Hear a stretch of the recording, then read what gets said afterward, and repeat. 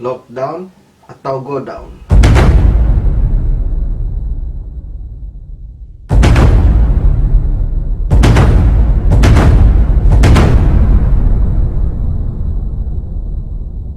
Apakah lebih penting ekonomi daripada nyawa manusia? Apakah harus ada banyak korban baru pemerintah akan melockdown negara ini? Jika iya, coba sebutkan berapa target kematian yang kalian inginkan. 1000, 2000, 3000, 10.000, 100.000? Kami semua di sini masih bertanya-tanya. Kenapa sampai saat ini belum ada keputusan yang tegas dan hanya himbauan? Sampai saat ini, pemerintah belum menyatakan negara ini harus lockdown. Dan pemerintah hanya mengeluarkan himbauan yang tidak tegas.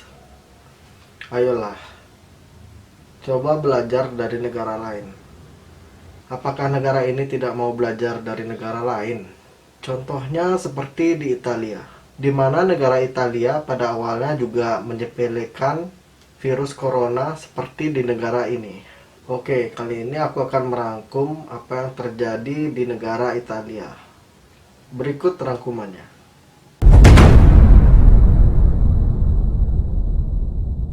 Apa yang bisa kita jadikan contoh agar tidak terulang di negara ini? Oke, di tahap pertama. Kasus pertama diumumkan. Itu cuma flu. Apa pentingnya pakai masker? Orang-orang ini cuma lebay. Saya kan sehat, nggak bakal ketularan, nggak perlu panik. Dan di tahap kedua, jumlah positif corona mulai signifikan, yaitu 75 orang.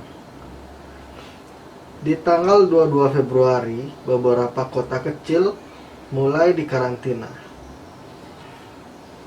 Dan lagi-lagi pendapat para warga Itali, cuma beberapa yang kena. Yang mati pun orang-orang tua saja, yang emang udah punya penyakit. Hidup seperti biasa aja lah, pacaran, nongkrong bareng, jalan-jalan ke mall tetap lanjut. Di tahap ketiga, jumlah kasus meningkat dengan cepat, berlipat ganda dalam satu hari, dan kematian bertambah. 7 Maret, 5.067 kasus positif, zona merah diberlakukan.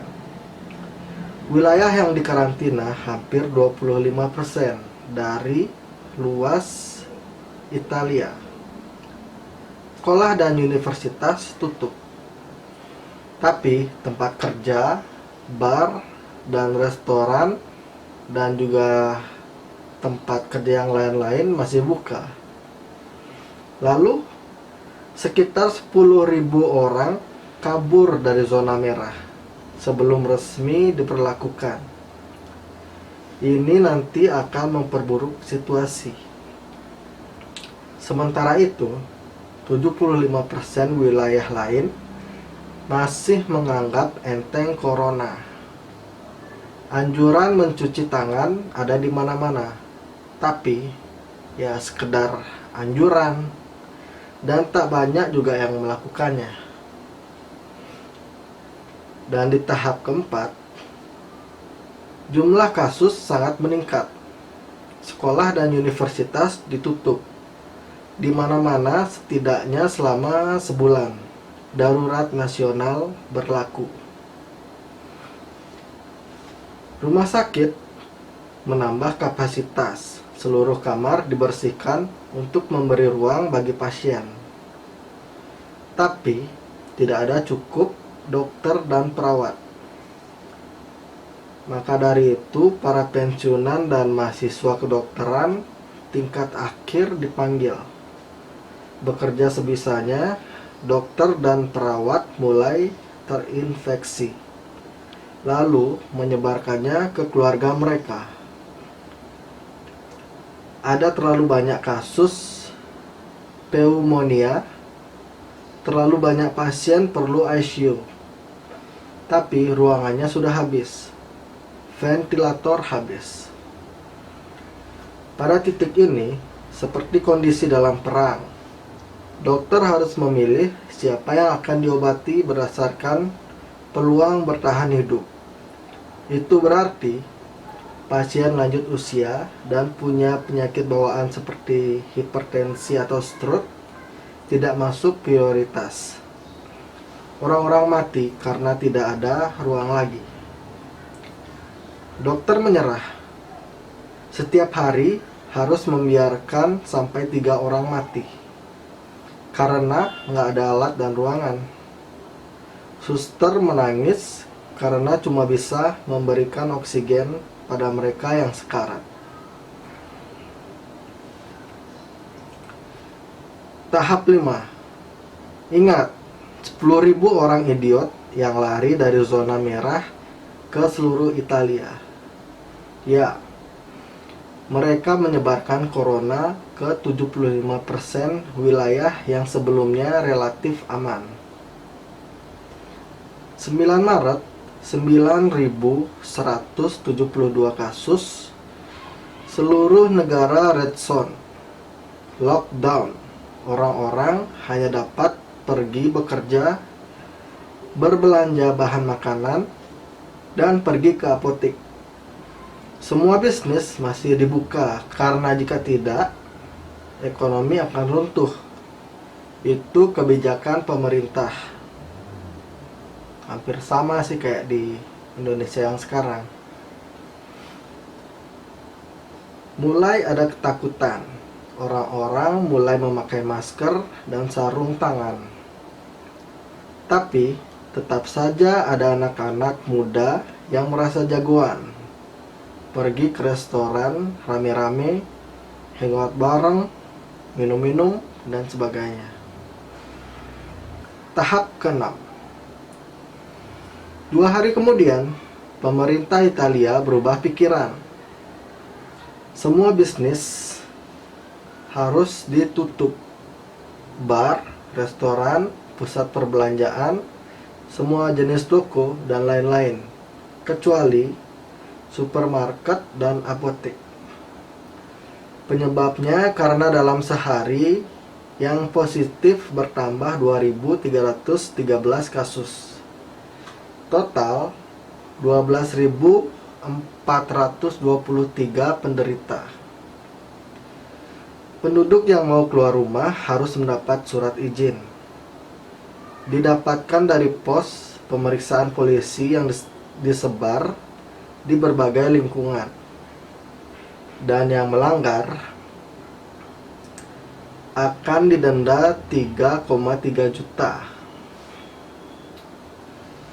Pasien positif yang tidak mau mengkarantina diri bakal dituntut dengan pasal pembunuhan, hukuman 1 sampai 12 tahun penjara. Dan penduduk yang mau keluar rumah harus mendapat surat izin. Dengan pemerintah yang mengambil kebijakan secepat itu dan setegas itu, Italia tetap menjadi negara dengan fatality rate corona tertinggi di dunia, 7,3%, bandingkan dengan Cina yang cuma 3,4%. Dan hari Minggu kemarin, tanggal 15 Maret 2020, Italia mencatatkan rekor jumlah kematian sebanyak 368 dalam satu harinya. Jadi total sudah ada 1.809 orang meninggal. Tertinggi kedua setelah China.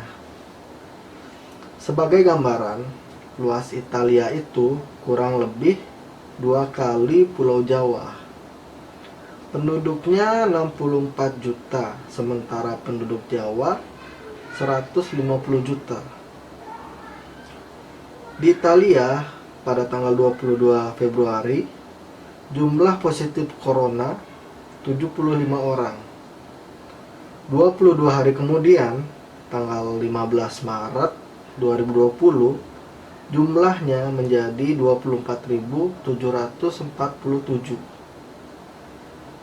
Di Indonesia, 19 Maret sudah terhitung mencapai 309 kasus. Entah berapa banyak jumlahnya 22 hari lagi kalau semua masih berjalan seperti ini. Pemerintah yang kurang cepat dan tegas, kita semua yang masih bandel dan menganggap remeh. Kita hanya bisa berharap yang terbaik sambil mewaspadai yang terburuk. Sebenarnya pemerintah lagi nungguin apa sih?